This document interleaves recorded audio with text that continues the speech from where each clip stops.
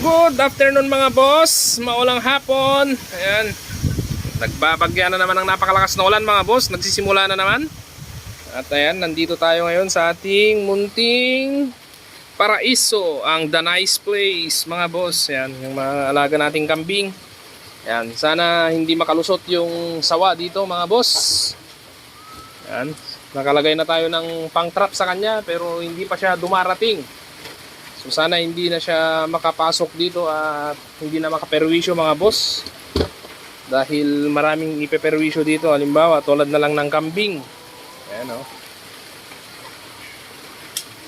Mga baboy, mga biik. Nandyan sila lahat mga boss, mga manok natin. So yung mga broodstag natin na bago at yung mga broodcock nandun na mga boss sa kulungan na yan o.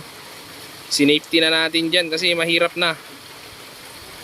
Mga boss, baka banatan pa ng